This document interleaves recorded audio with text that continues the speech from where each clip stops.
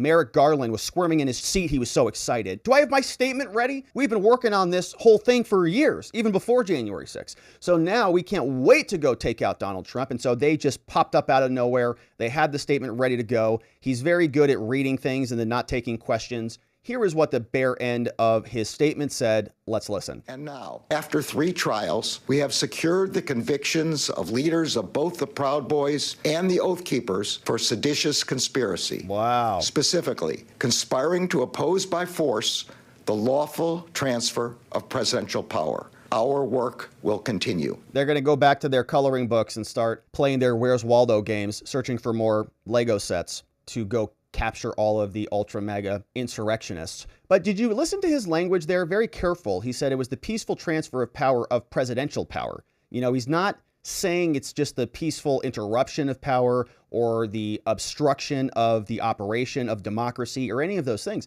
It's about, because if he'd said that, well, we've got other examples where there are other efforts insurrecting various Capitol buildings in various states and other governmental facilities around this country.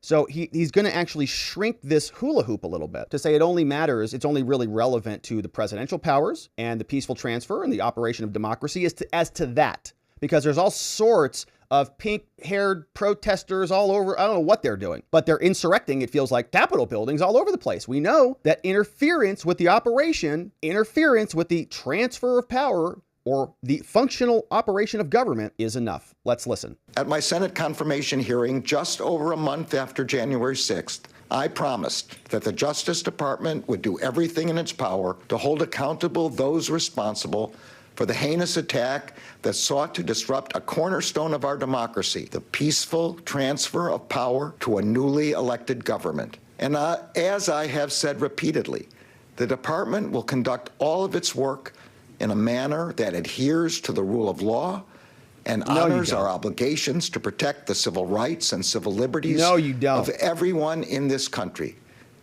Today's verdict.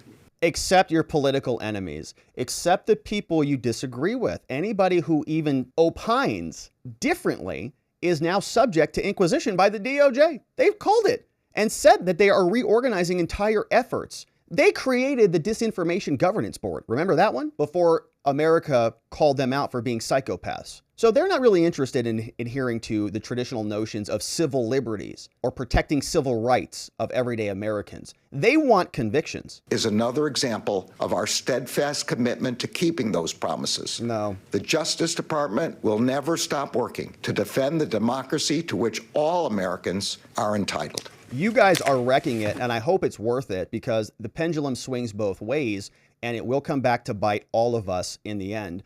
But he was there crying about how much they care about civil liberties. They don't at all. In fact, in a normal country where you've got enlightened principles of fair justice and equal protection and the presumption of innocence, you would see that in this trial, it was riddled with all sorts of problems. One being the limited access to evidence. How often have we talked about this? Thousands and thousands of hours of footage that was not disclosed. They say it was disclosed, but we saw in other J6 cases, like the Jacob Chansley case, we made a full video about that. Chansley's lawyer at Shipwrecked Crew on Twitter filed a motion, said that the DOJ said they disclosed materials. They didn't. That same pattern. Now, Chansley's case is closed and done, and it's coming out after the fact, right? After it's closed and over, we look backwards and we see, oh, there were a lot more problems here. We've already been seeing that in this case. They wanted additional disclosure. They wanted to know who other informants were. No information provided. Talk about protecting civil rights and civil liberties. One of the most sacred places in this country is your attorney's office, where you have protected, privileged conversations with your counsel so you can prepare for your defense unencumbered by the DOJ and the FBI snooping around your office buildings.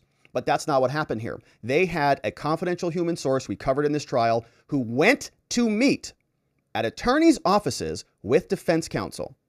And the judge said, babe, not a big deal. Not that big of a deal. This just, and the prosecutor said, well, maybe you shouldn't have invited him over. And the Justice Department says that's okay. We know that there were prosecutors reading attorney-client privileged emails. They said, well, Zachary Real waived those privileged claims because he clicked a form in jail. That's it. So do you think that's fair proceedings? Do you think that's fair justice? You think it's equal protection of the law?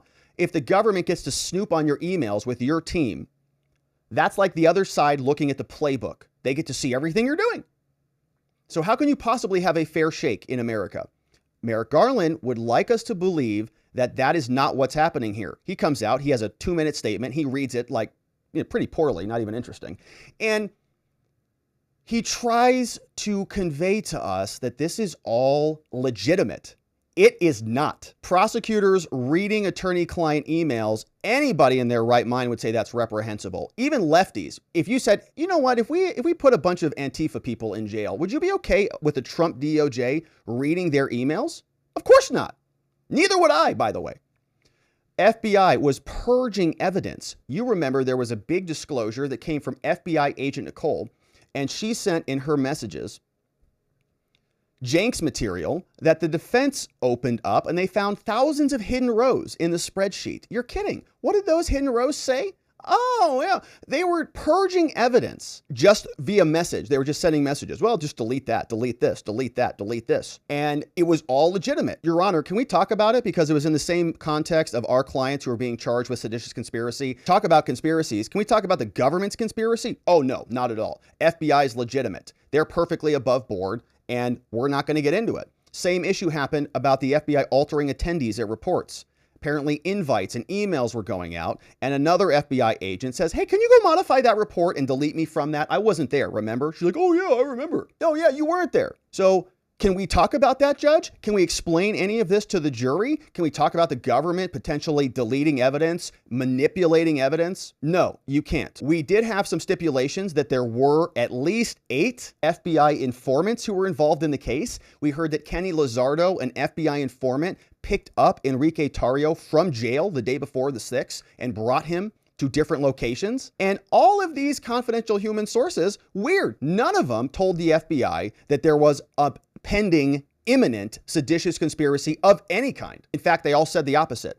But we couldn't hear a lot of that testimony during the trial. We also heard from the defense that they have counted by their numbers 50 plus confidential human sources embedded on January 6th. 50. Remember, there were only 5 Proud Boys charged with crimes in this case. The FBI had their fingers into 50 people like little puppets running all over the place, and they couldn't stop this from happening. Not only that, they also couldn't disclose the names of those people so that the defense could investigate them and properly prepare a rebuttal to this entire scheme.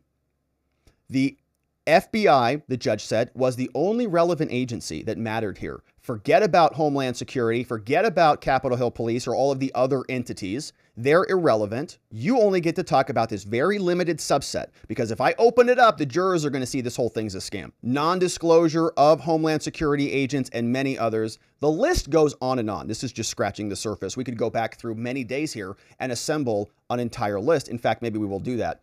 But that is the joke of our Attorney General trying to promise us all that he is delivering justice in America. There is a list of egregious violations that in any sane country would be considered not justice, would be breaches of equal protection, breaches of due process in disclosure and discovery. You can't prepare a defense if you can't have the evidence. We expect and rely on the government to be fair and to be acting in good faith and to be open and honest with their evidence, and they are not. And so the Proud Boys are going to bear the brunt of this for now. But this is not legitimate. This is not credible. And so what the DOJ is doing is wrecking their own reputation slowly and surely. And the more that we are able to talk about these issues, the more that you share these stories, the more that we see people unpacking these issues, the more it is unbelievable that this is legitimate. He can come out and read his little statement to all of us, but it's not going to last.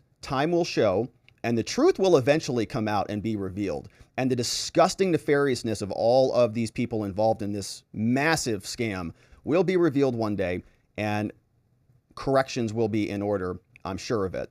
But what is the end game? Of course, we'll see. They're coming for Trump. He is next. This was just a pretext to go after the real key figure here, Donald Trump. You remember that back in 2020, there was a presidential debate where he said, Proud Boys, stand back and stand by, and all the things. And they had a conniption fit over that. Julie Kelly is pointing this out, and she makes a great point here. She says the DOJ claimed that the seditious conspiracy plot began on what date?